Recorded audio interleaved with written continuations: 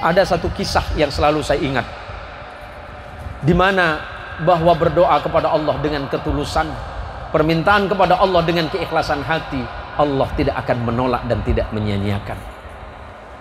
Sekitar tahun 2013, saya bertemu dengan seseorang yang pernah belajar kepada saya di pesantren.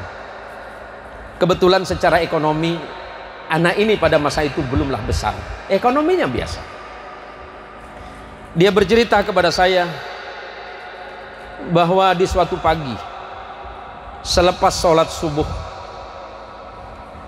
sholat subuh yang menjadi kebiasaan dia itu ke pasar, mengantarkan istrinya ke pasar untuk belanja harian.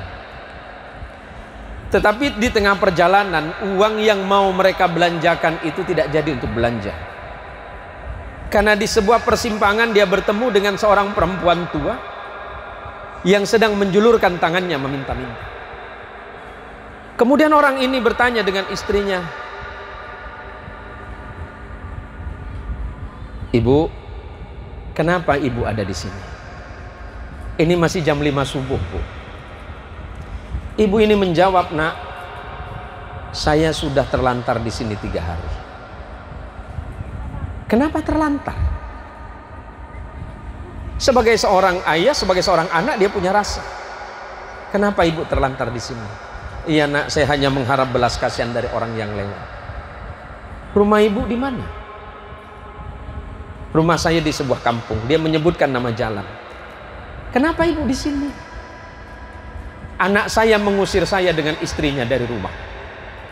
Inna lillahi wa inna ilaihi raji'un. Marah dalam hati saya.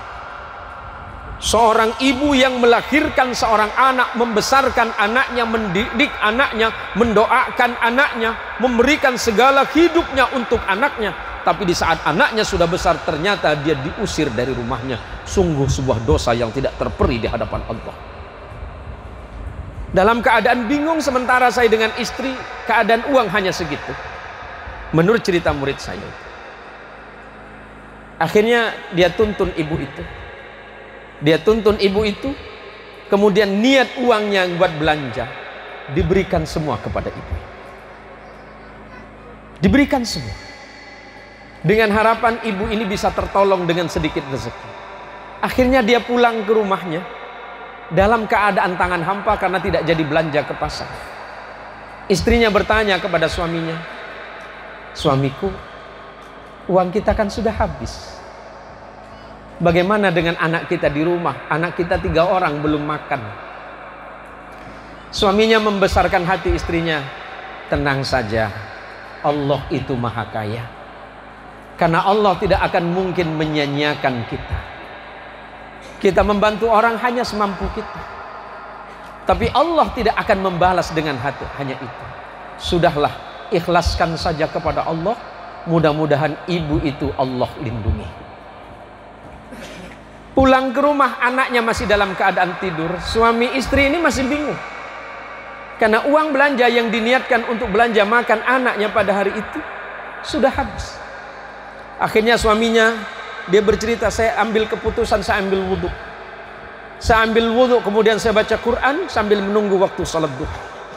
Saya hanya berharap kepada Allah, mudah-mudahan rezeki yang barusan saya titipkan ke tangan ibu itu menjadi kebaikan bagi saya, istri dan anak-anak saya, serta kedua orang tua saya yang sudah meninggal."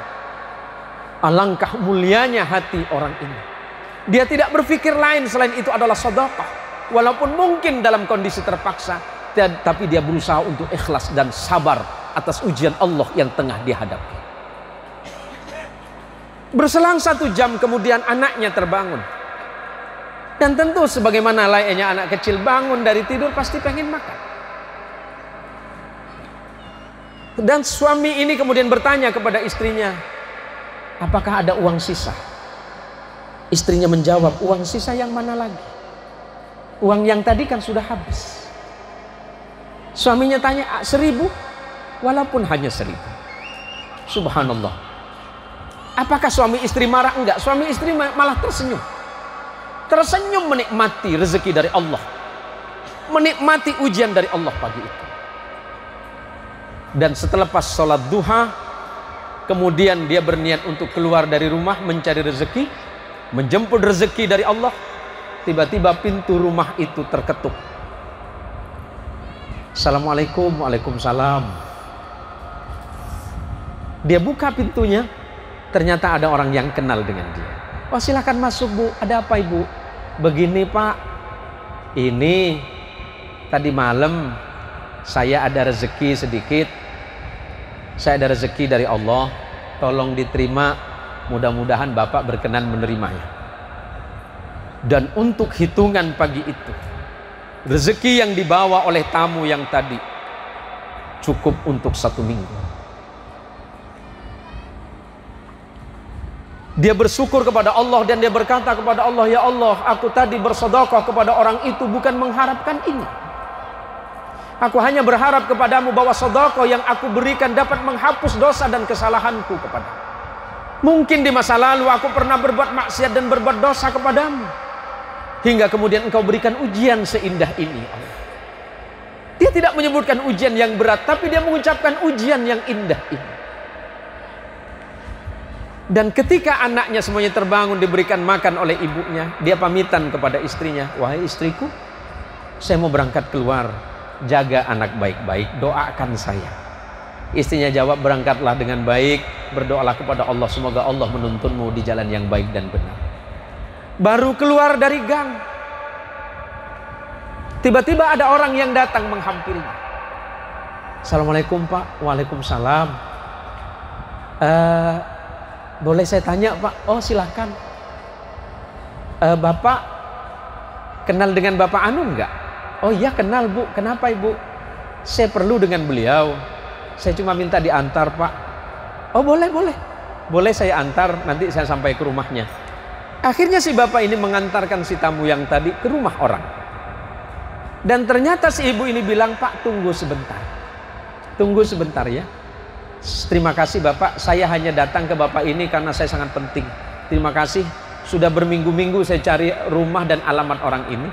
Tapi berkat bantuan Bapak saya ketemu rumah orang ini. Dan kemudian ibu ini dengan keikhlasan hati menyelipkan sesuatu di saku bapak ini. Si bapak ini berseru dalam hatinya, ya Allah, ujian apa lagi yang kau kirimkan kepadaku?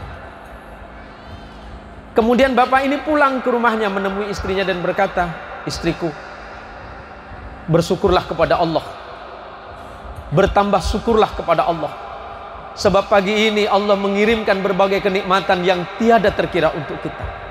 Barusan saya mengantarkan seorang untuk datang ke rumah seorang, dan sebelum saya pulang dia menitipkan ini untuk kita dan anak-anak kita. Betapa istri dan suami pada pagi itu diberikan ujian oleh Allah, diberikan ujian kesabaran dan keikhlasan oleh Allah. Mereka mampu membantu kesulitan orang lain, padahal saat itu mereka dalam keadaan sangat membutuhkan.